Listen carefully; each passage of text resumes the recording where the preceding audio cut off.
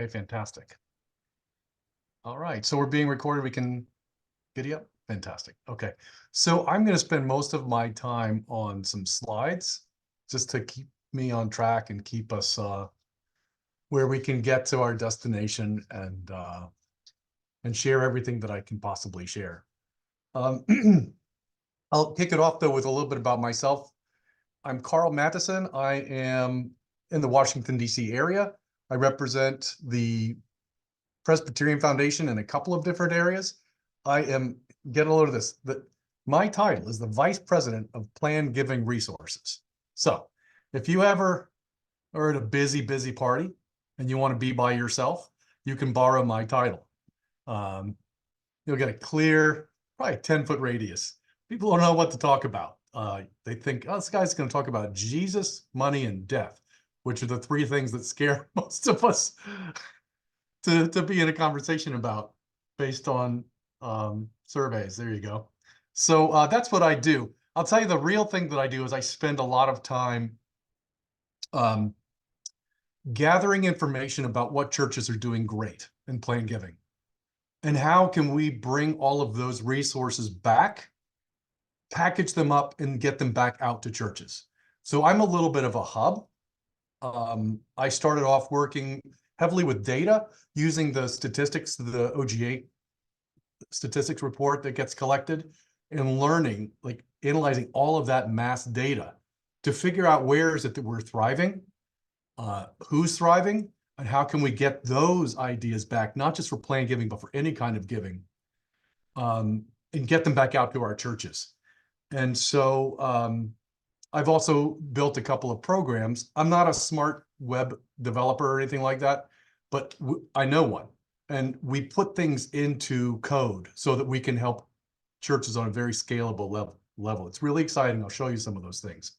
And so that is why I'm involved with this assessment tool, because it's an online program, a financial assessment tool, where we're trying to take these best practices and look at these common indicators of where a church is probably doing well and where it might be struggling, and putting together this assessment tool that a church could, in theory, take in 5 to 10 minutes and learn a very bird's eye view of where they're doing okay and don't really need to spend their time fixing, where they might need some long-term attention if they have the bandwidth to do it, but also, most importantly, where they need some immediate attention. Where is it that they can stabilize their efforts and possibly even grow?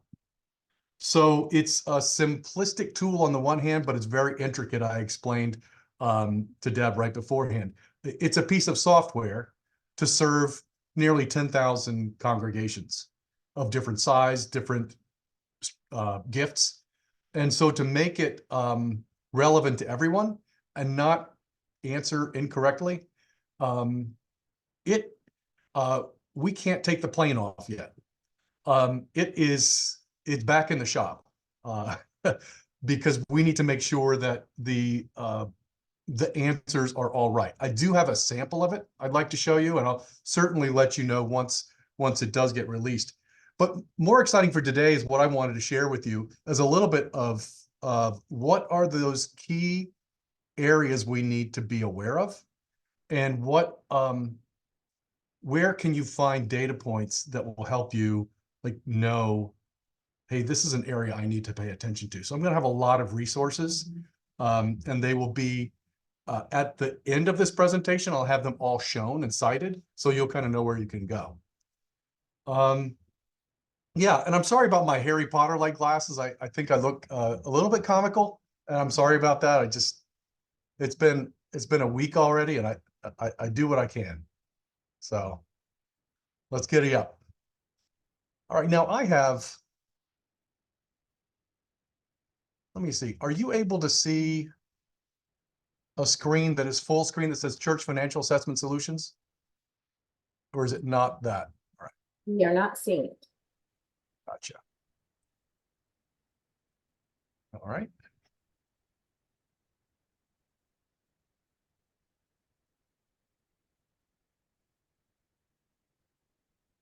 A second.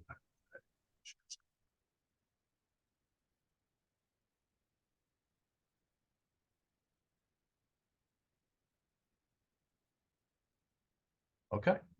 We This got should do it. Fabulous. Okay, now it should be full screen. And let's talk. So um I want to go through a few things. Here's the most important thing for my day already, because we had hoped this would be ready already. It's beyond my control.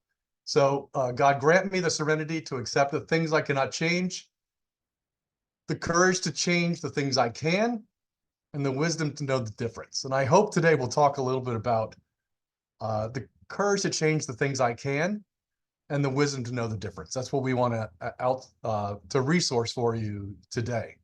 So it's relevant for you because, as I understand, your work and your ministry is hard. There's so much that you have to know, and there's so much that you have to do.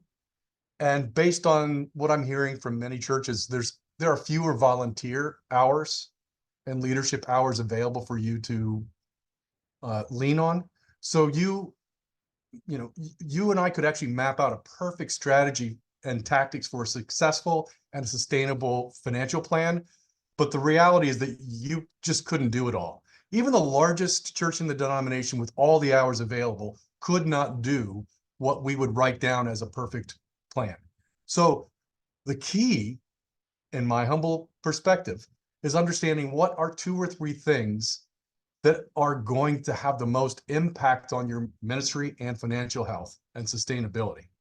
So if you choose it well, the churches that are doing a magnificent job are the ones who do a few things really well, and they'll get to the others when they have the bandwidth.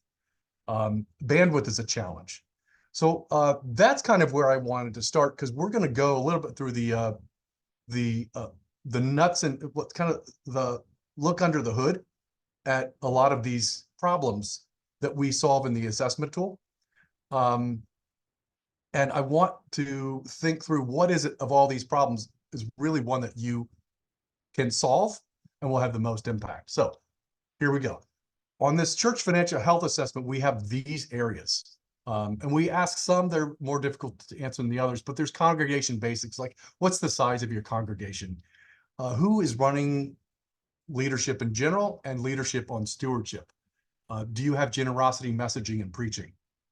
A little bit of a overview on annual giving. One of the big issues on annual giving, though, is is your congregation under participating as a whole? And are you reliant on a very, very small number of major givers? The answer is probably yes to both of those. Don't feel bad about it. It's none of our faults. It's just how most of our churches end up being. Online giving, there's planned giving. I'm gonna say that's the solution to everything, just because that's what I do for a living. Then we'll talk about reserves and endowment, debt, and capital campaigns. I wish we could talk about all of these things in depth today. Can't do it, but these are things that this assessment tool is going to help you check off the list, what you're doing okay, and then where you need to study more so that you can just focus on probably 2 or 3 of these things. You can do 6 if you can, or 12, that's fine, but it's probably unrealistic.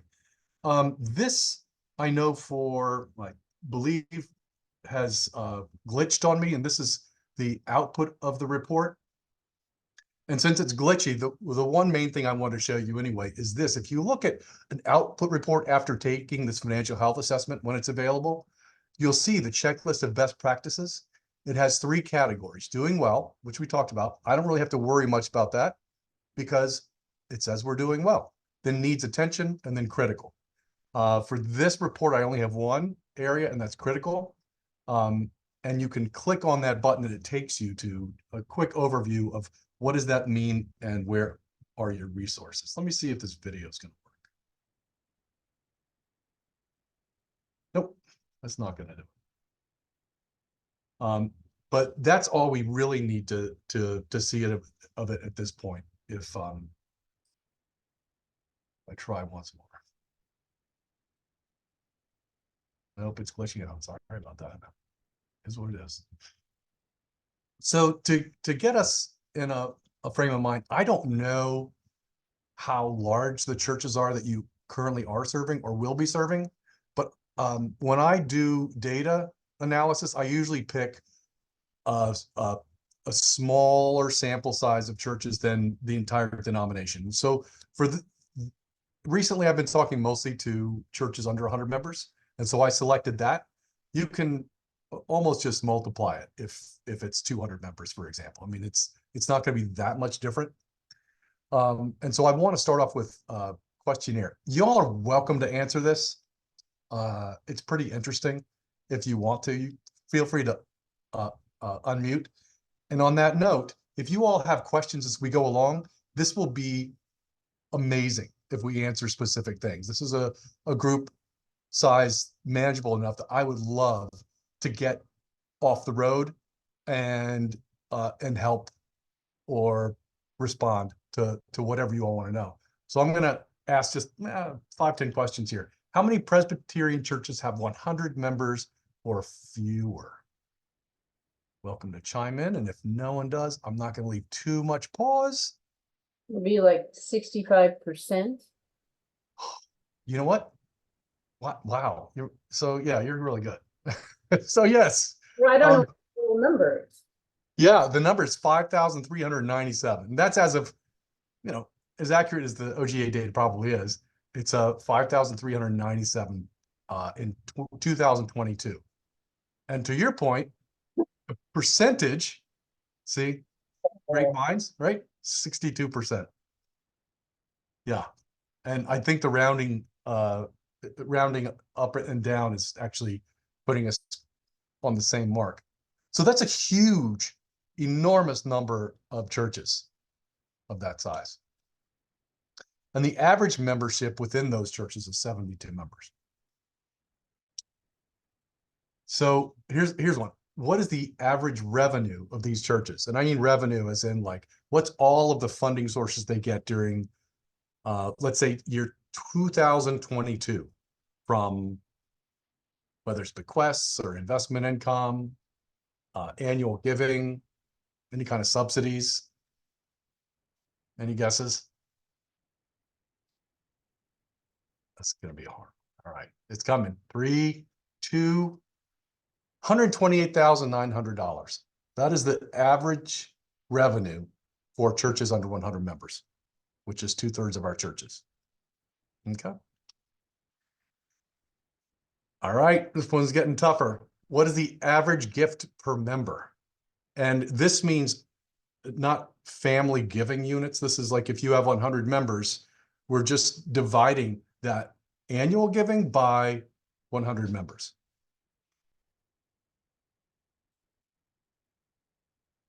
All right, it's coming. 3, 2, and 1. $863. On average, receiving $863 per member. Now, is that monthly? I'm sorry?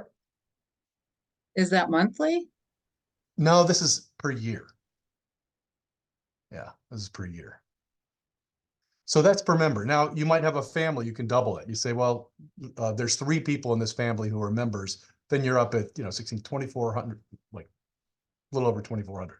So that the giving unit, family unit might be higher, but per person, it's 863. The question hints that feels a little bit low. And I will say that the average for the denomination is a little bit higher. Actually, it's a bit higher. So for all of the churches together, the average for the denomination is $1,283, which is appreciably higher. Yeah. A lot of that's going to be factored also by the type of, is it metropolitan or suburban or rural? And a lot of the smaller churches might not be in as high a giving area. It might be geographic. So what is the average bequest revenue for churches under 100 members? And that's not just a single bequest, that's all the bequests for the year. 3, 2, and $4,200, which is not a whole lot. In the United States, the average bequest is about $75,000 in the United States. but those are from wealthier households often, and our bequests come from everybody. So for those churches who receive a bequest, the average is higher because only about 30 to 35% Presbyterian churches report that they receive a bequest in a given year. And of those churches, and many of them get them year on year on year, the average is about 22,700. So if your church is receiving a bequest, the average is pretty high. That 4,200 number is because 65-70% of our churches under 100 members are not receiving any bequests. They had 0, but they're still the denominator. Yeah. Karl, Yeah. just curious, I don't really want to sidetrack us too long, but in terms of bequests given to other nonprofits, how does this shake out? I mean, like colleges or healthcare centers, something like that. Yeah. Boy, this is a great question. I would like to spend the rest of our time on this. Thank you. So it's a really important question because colleges, health care organizations receive much larger bequest sizes than we do. I can't give you facts on that, but we all know it. If 75,000 is the average request and we're getting a third of that, clearly our bequests are smaller. And there's a couple of reasons. One is that those entities have plan giving professionals. They're trained, they have budgets, they spend 40 hours a week engaging that audience who is qualified as wealthy and dedicated to their organization.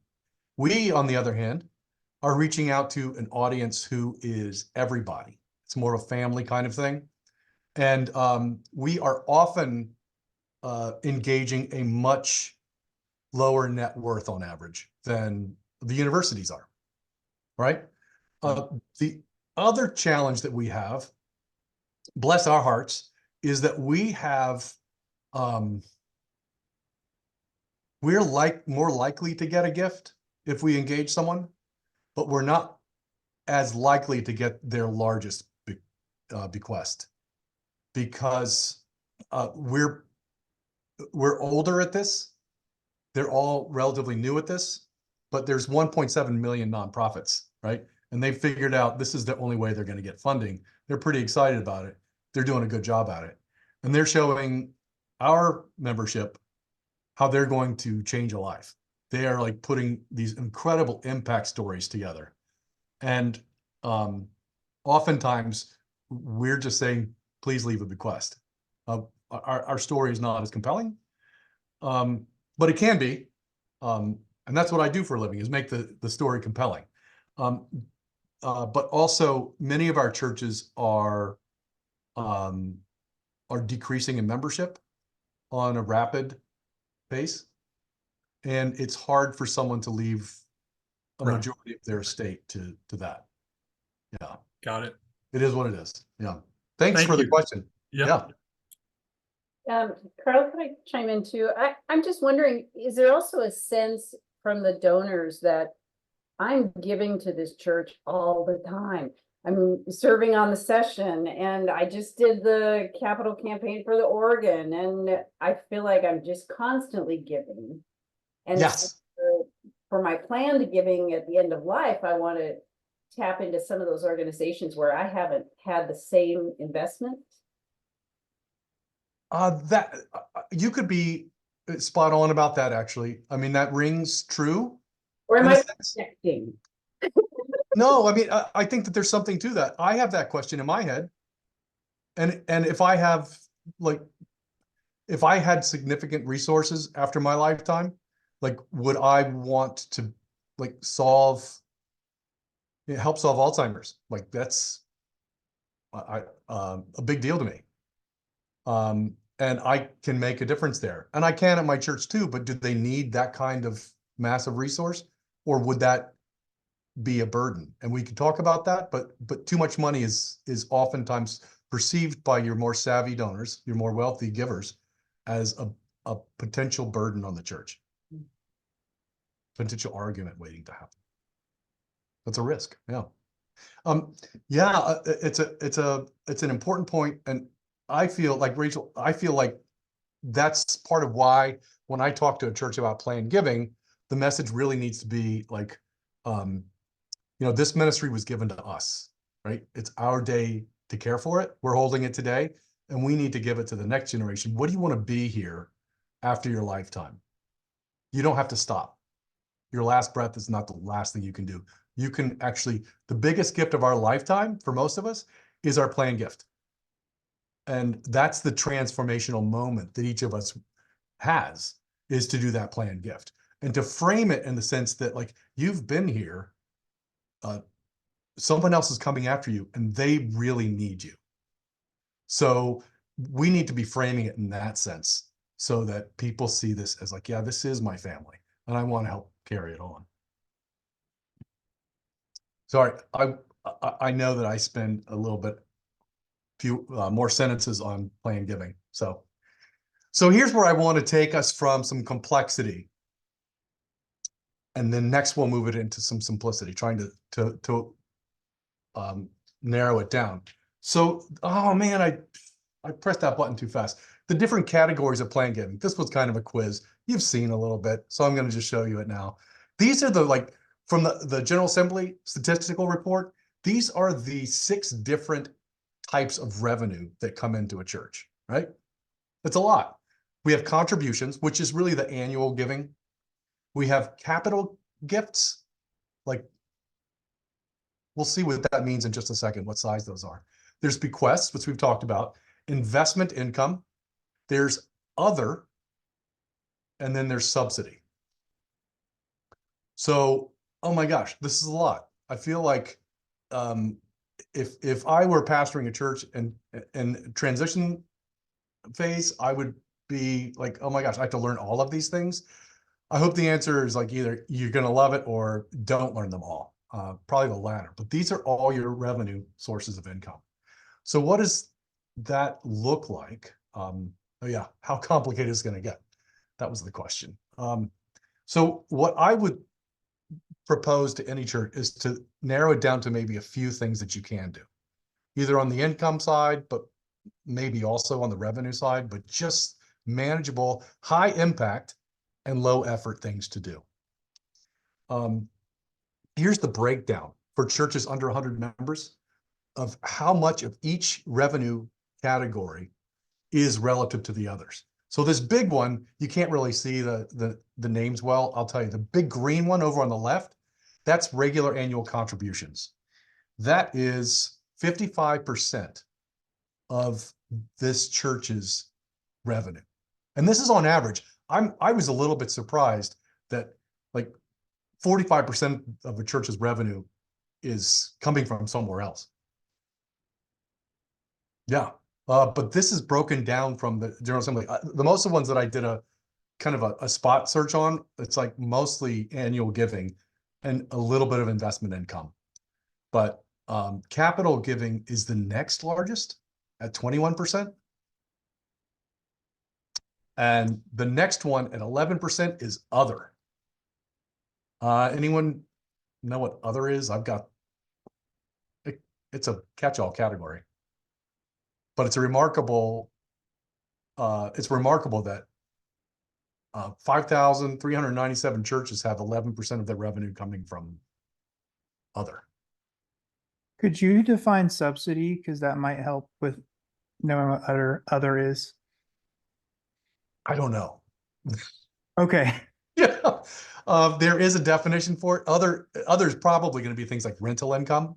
I think that that's very common. And by the way, good on this size church for getting rental income, because I think most rental income that should be received by a Presbyterian church is not charged, or it's massively under market value. So I think other is going to be heavily, schools, for example, using your property. And what do you mean by capital? Is that in response to a capital campaign, so there's a direct expenditure, or is that a gift of real estate, a gift of stock? No, it's not that. Great question. It is not. Capital is for building or some other funding of usually buildings, So which is there's a large thing. that 21%, there's a direct expense against it. Should be. Yeah. Yeah. And I've got a graph of each church where you can look at that. You can look at their income and see these categories, and also look at their expenses and see if that does offset. But sometimes it depends on who the treasurer is and how they input it. Sometimes they might bring this capital in and name it something else, or withdraw it from investment and apply it to capital and double book it as in revenue. It's not always perfect, but this is the best we've got. If a church didn't have an active capital campaign, so they didn't bring in the 21%, that's okay, Yes, if they don't have the expense. yes. So, all right, sorry. So this is a very common, this is really common to have capital revenue and without a capital campaign. I don't totally understand it. Just reflecting what I'm seeing in these numbers. Investment income is about 8%. And in smaller churches, the average and the median are both growing very quickly. Over the past 5 years, it's been a massive jump in the number of, in the size of withdrawals. So I think that that's just an indicator actually of not a spending formula draw, but of drawing down on like liquidating investment assets and pulling out. Yeah. And the bequest is 4%. Yeah. So let's, that's kind of the map right here of like, you are here. That piece of information is not helpful unless you have a map around it saying, oh, and here's where everything else is. And so this is interesting, but in and of itself, it doesn't really give you any kind of indicator on what do we do. So I often will do this. I will map out longer periods of time than this, but for this purposes, I took 2018 through 2026. So we stacked all of these revenue sources of $128,000, and took actually I found a church that would match up with this, and then looked at them for the previous 2 years and then 4 years ago. And so where are they going? How volatile are some of these categories? Are they volatile? I would say that some of them are quite volatile. Bequests, I think, is the most volatile. The most stable is often other, because that's usually a rental income. But you saw during the pandemic, those just dried up. And churches are trying to recover rental incomes very often. But common here is also this continued trend of that dark blue bar on the bottom. Those are our annual contributions. And as membership drops, like the number of members in Presbyterian churches has dropped precipitously by 22% over the previous 5 years. That is often people just not coming to church, but very often it's our older members who happen to be financial pillars as well, not with us any longer. So we're losing the number of members who are contributing to our church, but we're also losing, the 2, 3, or 4 families that are funding sometimes a majority of the budget. So this decline is not exciting. It's not wonderful to talk about, but it is a bit of reality. This is very common, especially for churches under 100 and up through even 250, I would say. So here you've got some decisions to make. You've got enough pathway to know at a church like this, where are we stable, where are we struggling, and what are some of the places that we might want to behave differently. The next period is a great time to do a little bit of forecasting. So here you see that I just took 2024 and 2026 and stabilized contributions. That's hopeful, right?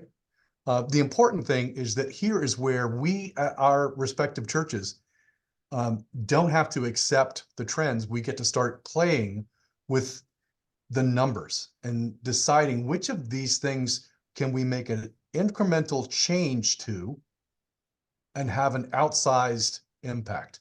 Which of the things that can we not really change? Because I'll show you, I've got a slide on here that says, here's some things we could change. One is you can change the number of members. If you double your membership, you've got twice as much revenue if they all keep giving the same amount. Really? That's fantastic. Well, let's do it, right? Well, that was a great idea. But yeah, how are we gonna do that? Capital, I don't know. I don't want to address that because we haven't even decided on the definition for that. But bequests, that is another one that is super common for us to be able to impact. It won't be as predictable as any of these other categories, to be quite frank with you, but it is one of the largest financial sources with the lowest effort. Because a great planned giving program is actually needs to be by necessity a low effort, but long-term. If that's all you do, and just mention the word planned giving once a month, you are in the top 5% of programs. I'm not kidding. And bizarrely enough, that works. So they don't need to hire me for this because it is that easy. So, but so what we're looking at here are what are the little what are the 2 or 3 things that you can do well to just tweak so that they have an impact, not just on a 0.05% improvement or correction, but something that might be a 10% correction. Overambitious it is, but you got to make some choices.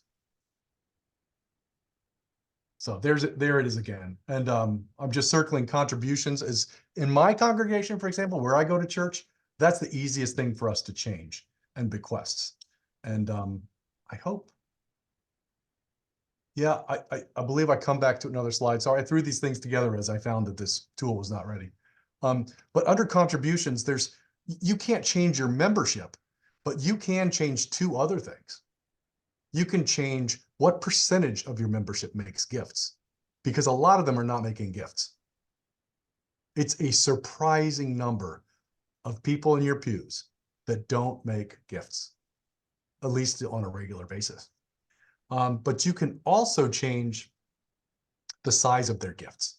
And a lot of that is a little bit of communication. Because of your gifts, we get to do this. We have a lot more to do with, you know, a 5% or 10%, whatever increase. These are the things that we can do. It's just the storytelling of what's about to happen if we all are participating in a better way. Again, final slides, we've got tools. We have tools that are going to help you kind of negotiate this. So you don't have to like reinvent, what do I say? Okay. So on the revenue side, I didn't want to do a bleak picture. I want to do something also optimistic. Look at this. Let's say we all of a sudden had a great bequest program. Let's say your church all of a sudden started getting bequests that are the average size of bequest receiving churches. We're up at $30,000 a year now. Sometimes it'll be $1,000. Sometimes it's going to be $800,000. It just depends on factors beyond your control. But you do have the control to let people know that bequests are welcome at the church. It is not rocket science. It just plain works. So let's say you had this kind of 2024, that something happened that you adjusted and you've all of a sudden got more than that red dotted line is your expense line, let's call it.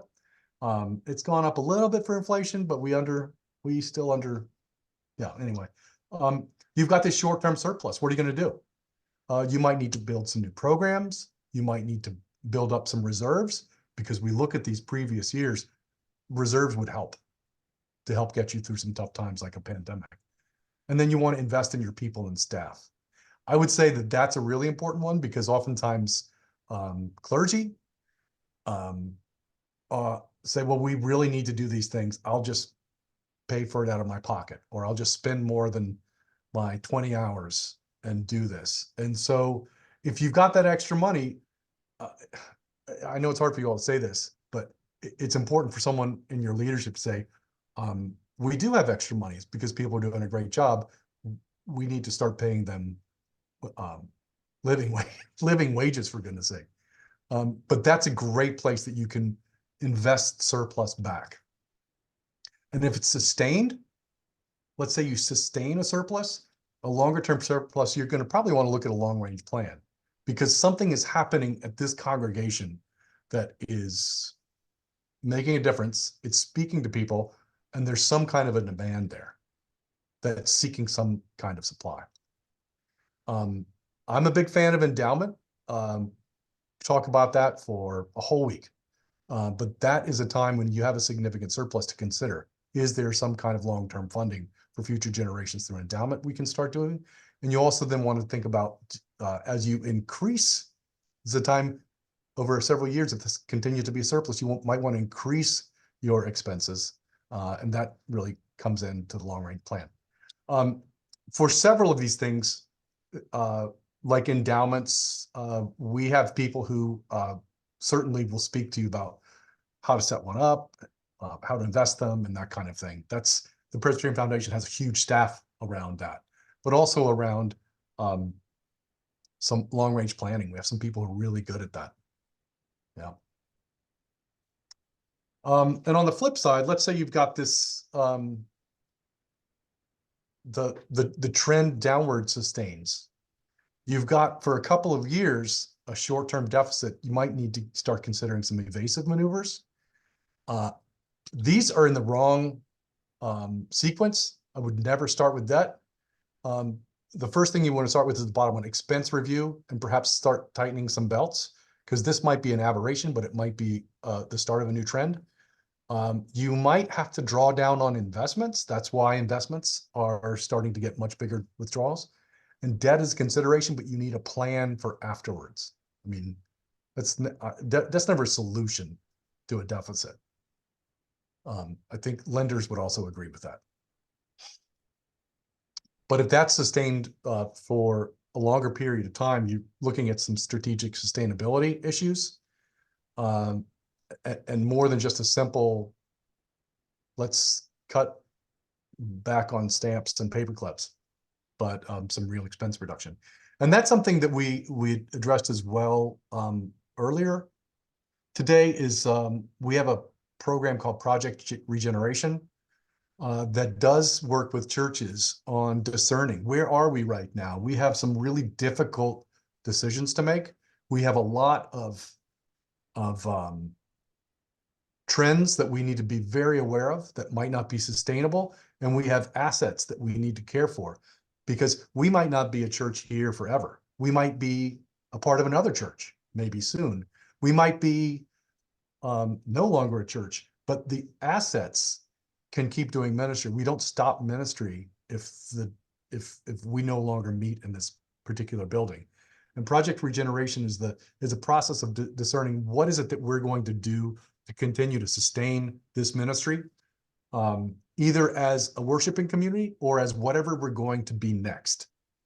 So the great concern here, I hope I'm not talking out of school, is that the church is in decline without some executive function that answers the question, how do we pass on what we have to whatever is next, instead of just continuing to spend down, usually to below zero, usually when there's a major debt there. It takes a lot of bravery and a lot of pain. It's not comfortable, but the ultimate solution, like any kind of downsizing or even I hate to call it a hospice process, but having gone through that was extremely painful when I took my mother through hospice. But the outcome of it was this beautiful, what's next after the end, instead of, we would have missed it. We would have missed it if we didn't have someone hold our hand through that process. And that's, I guess, the last point, using non-fungible assets, starting to break into things like your building, whether it's to secure debt or to pay for expenses and things like that. So all that to say, where do you go? First is we have this team of ministry relations officers at the Presbyterian Foundation. They work with every single issue we've just talked about. They work with annual giving. They work with plan giving. They work with project regeneration. They help with endowments. And they have all of these tools as well. So there are two really great first points of contact when you're trying to assess what's going on here, where do we go? If I were at a church and looking at what do I need, what do I not know that I don't know? I would probably do two things. One is take that assessment tool we've been talking about. I'd hop over there and get that simple assessment. It doesn't take long. It's going to give you a lot of information, and it's going to help you also tell someone else, wow, here's this checklist of things that we're doing okay and things that I don't think that we are. And I would talk to my MRO, Ministry Relations Officer, because they have these crazy, amazing resources that they can bring to you, and they cost all of nothing. I mean, they're paid for by the Presbyterian Foundation. So am I. Like, you know, when someone, if you all call me up and say, hey, Karl, can you send us a, analysis over 10 years of our revenues and expenses? Or I also make plan giving web pages. I make legacy videos for specific churches. Almost nothing I do costs any money. Well, it costs someone money. It's just not you all. But these people are amazing. They come out and preach most often for like Legacy Sunday. They do seminars and things like that. But they also help you kind of vet, where are you, what do you need, and where are you going to go next? And then they'll get you those resources. So that assessing part, getting that financial health assessment, once this thing is launched, is probably a great first step. Connecting with an MRO is fabulous. And I checked under that giving category. I think any church is going to want to continue giving, no matter whether they're thriving or suffering. We have this one program called Stewardship Navigator that has a plan giving module. It's just kind of a great one-stop shop. You can do, it has a widget on there to do your narrative budget. It's got campaigns. You can select what is your annual campaign this year. And it's got kind of a checklist for that. It has a plan giving thing that you can make your own plan giving site, make your own plan giving brochure. And if you don't like it, you can email a person like me, say, I don't like this. Can you do one better? Yeah, that's what I do. Right? That's what I do. But for giving, there's also capital campaigns. That's not something you do every year. Some churches don't do it for a long time. So, but that kind of thing is available. For surpluses, there's endowment surplus. For deficits, there's investment in loan program. Oh, I didn't finish. Capital campaign shouldn't be in there for a deficit. And for sustainability, there's a financial analysis. We have one colleague who actually does a more in-depth financial analysis for a church. He will do this crazy cool analysis that looks at where are your major givers heaviest? Are you dependent upon how many? And what size of your budget is dependent on a tiny number of people? And there's a little bit of age analysis, and it says, here's where your risk areas are. And that is the kind of analysis that's helpful after you've decided what is it that we want to tweak. If you're looking at just your annual giving, if that's an area where you need to improve, that analysis is a really great idea, but it's a bigger investment of time for your treasurer. And then you do need to have a session engaged in solving it, because the analysis is not helpful if you're not going to do anything with it. Right? I mean, it's a cool report, but he did it for our church. It like shook us off of our chairs. And so we're trying to behave according to, like, there's too much that it said for us to do, but we said, okay, well, we can do two things. And we said, well, we're going to get higher participation rate in giving. That's our big one. That's it. The other thing is we're going to do plan giving. Yeah. So in the moments we have left, I'll just show you. Here's a picture of that Stewardship Navigator. This is something that every church can do no matter what. It's a workspace. Every church can have access to this for free. And you can see it's got a narrative budget builder. It's got a plan giving program, which is really top notch. It has I'll show you here, a year-round stewardship calendar. It's really hard for most churches to do, but you got to adjust to thinking about stewardship being year-round. Annual campaign checklist. So you can select out of, I think right now, 8 annual campaigns. You can choose the one you want to do. Build your own stewardship kit, a narrative budget, and then your MRO you can contact right there. Oh, here's the plan giving module. These are the bulk pieces. It has a very specific, here's what you do first to set up a program. Here's how you maintain it. Here's your brochure, and here's your plan giving webpage. And if you all aren't with a specific church, you can't go in and set it up. You can use this. This is a demo account, so you can just hop in there and not get lost because you don't have a church to look at this point. Just username demo and password stewardship ! This is one that is kind of my little side project. Since I collect the OGA data, I've collected it since 2002, and we map it out, and we're looking at new ways to read the data. You can go in and look at any church you want, but you can look at your church or a church that you're going to work with. It's at data.legacygiving.site. You find the church you want to look at, and it's got it'll show those different revenue sources, and it maps them out over the past 20 years. You really want to look at maybe the last 5 years because those are the most relevant to you. But you can also uncheck any of those colors and just isolate for whichever thing you want to look at. And it looks at your average giving per member, your number of member trends, and then it's also got your expense sides, and it's got we're trying to do kind of your surplus deficit over the long term.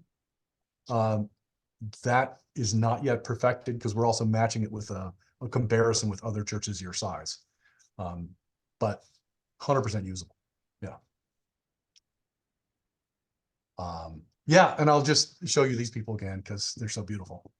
I know we don't have much time left, and I wanted to see if there's anything I can address or I can clarify.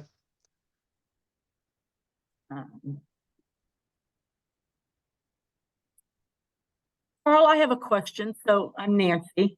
Hi, Nancy. Our church, it's everything that you talked about. It's aging. They're not giving like they used to. They will give immediately to a capital campaign. So if we need carpet, man, they're there. They're going to pay every penny out of their pocket without it being planned at all. But what we have a ton of money on, and my question is, with the revenue offering capital, other investments, where does memorials fit into those categories? Our memorials, we have a ton of memorials, but nobody wants to touch them because, you know, Auntie Elizabeth gave us that money. Does it go into offerings? Does it go into capital? Where do memorials fit?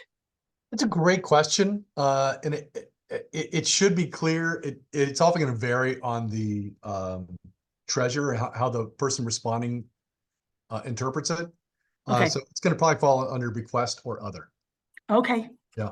Okay. Can I just make a comment on memorials? They are Yes. often huge unspent funds. Yes. And I'm not Tell sure me. that Auntie is excited that that the money to remember her is just there waiting for what? And it doesn't make very good money. I mean, we don't have it in investments that make money. Yeah. So I think, Well, yeah. it's an amazing opportunity to spend that money. And I don't mean to just spend it for no reason, but spend it on something beautiful. Yeah. Yeah. So that the next time there's a memorial, people say, oh, I want this to go to the memorial fund because it fed these people. Yeah. Or it housed, it does something amazing. Yeah. And I'm not going to take up any more time, but for our group, when somebody passes, they very gently, very quickly, very easily, no pain, no muss, no fuss, they write that check to First Presbyterian Church at the funeral home. Yeah. It's a very easy, yeah, but it goes into memorials and then we don't have it to spend because they won't touch it. Well, That you takes can- nudging. You can blame it on me. You can tell people, hey, you know what, this guy was alarmed that, you know, Good.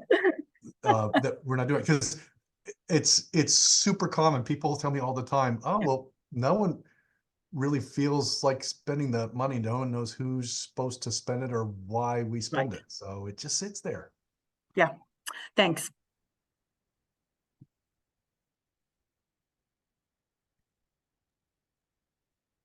I think Jill has her hand up. Hi there. Hi. Question, do you have any suggestions, recommendations for online giving? We've never used it before, and just recently, finally, people are getting more interested in paying by credit card. When they're not there, etc. Just the ease of it. And I don't have really a site or a recommendation to give them yet. Do you? Yeah, we have actually a program at the Presbyterian Foundation.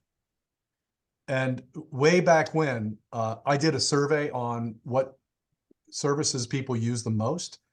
And Vanco was the most, followed by the Presbyterian Foundation. And now the Presbyterian Foundation and Vanco are both Presbyterian Foundation uses Vanco now.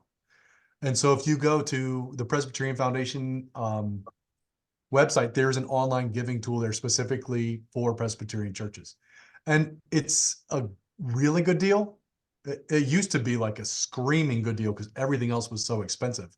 I think a lot of places are also catching up with the pricing, but it's just a really good deal.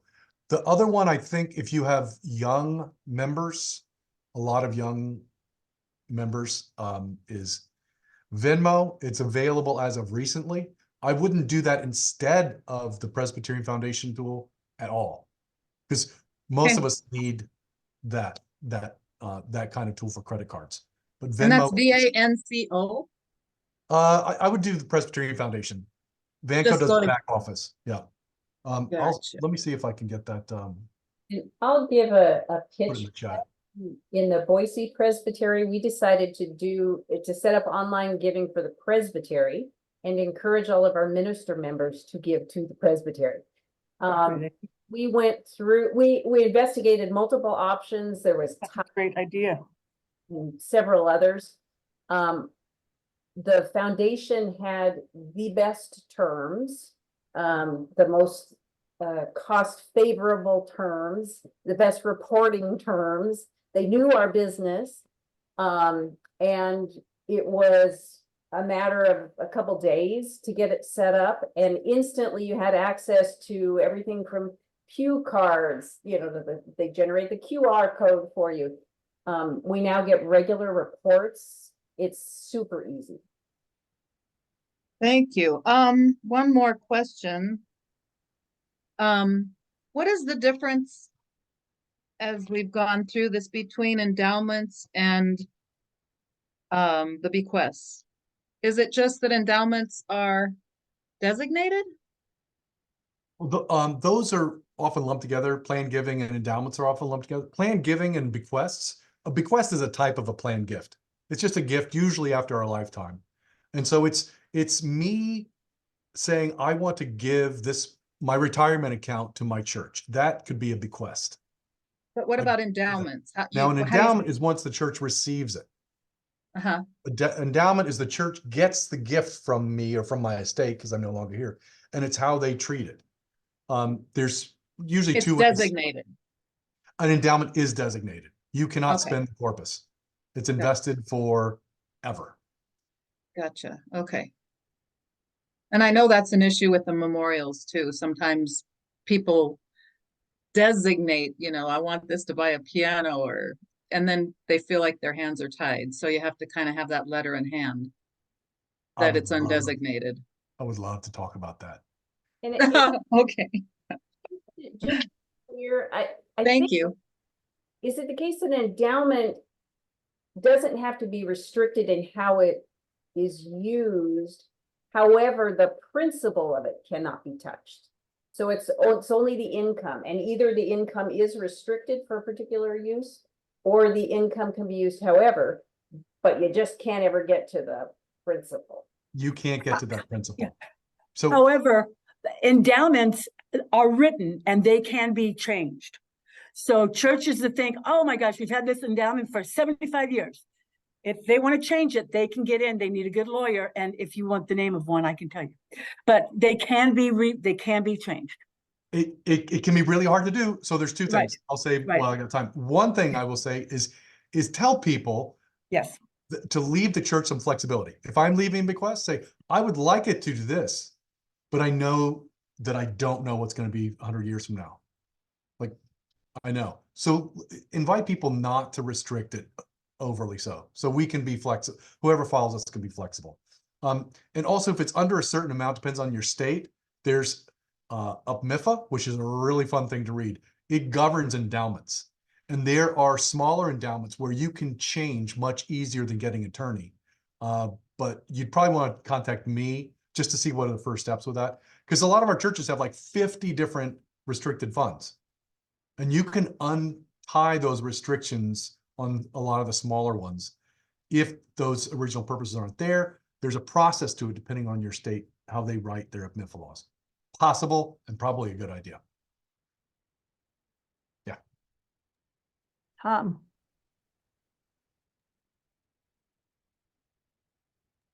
There you go. Nancy, your questions about the memorial gifts. Uh-huh. Yeah, you. Your comments about, you have these memorial gifts and what do we do with them? They just accumulate. Yeah. We found at the church I serve for a number of years that whenever we had special projects come up that we want to underwrite with some kind of funding, we would often go to the people who give the memorial gifts and talk to the heirs, the family, and say, here's the idea we'd like to do. Would you like to have your loved one's money go toward that end? And most all the time they said, yeah, sure, that's great. And it was just a nice way. It's a little extra effort to reach out, but I think they appreciated being contacted. Yeah. So good. That's fantastic. Karl, the other workshop is joining us here, so we're just about anything you want to say in closing as we come to the end of this time. Yeah, I'm kind of a fanboy of what you all do and grateful for it. I could never do the work you all do. I'm just glad you can. So I help however I can. I just wanted to thank you all for seriously carrying us through a pretty crazy time in the life of the church and Christianity and everything. And so I love to say thank you by helping where I can. So anything that I can do, and I sure will volunteer my colleagues as well. I mean, use us as hard as you can. Use us until we say, look, that's too much, because we are here to support, because some of us like me aren't good frontline people, but we sure will do a lot of work behind the scenes to help you out. Thank you. I know. Yeah. Karl, did you say that the assessment tool is up and running, or it's still? It is still in the shop. Okay. Technology is a beautiful thing, but Is there like an email or a newsletter or something to get on to know when it will be open? there will be, yes. Well, you'll hear a lot about it the minute it gets released. Yeah. And if I hear about it, I'll send you all an email to let you know. Yeah. Mhm. And I Deb, on did- that note, I'll try to remind you as well when it does come out. And if there are any other resources that I mentioned here that you'd like, y'all are talking about later this week, say, hey, we want to see more about that, or can you give us an example of this? I can get things your way if you want to see anything. And I just put Karl's email in the chat, so If you want to grab that and jot it down, that gives you access to Karl, in addition to your own ministry relations officer for your region. So Karl, thank you so much for Thank you. being with us. I will appreciate enjoyed it. your wisdom today and your and I, you know, I led them all to believe that this was launched last week. So we just didn't know that the bolts came out of the door. So it's in the shop, and as soon as it's out, we'll let you know. I'm super sorry about that. You led them because we led you. And the bolts aren't all the way in the door. Yeah. So We'll can't get fault. there. Okay. All right, we we'll look get there. forward to it. Thanks Thank for you. your understanding. Take care. Mhm.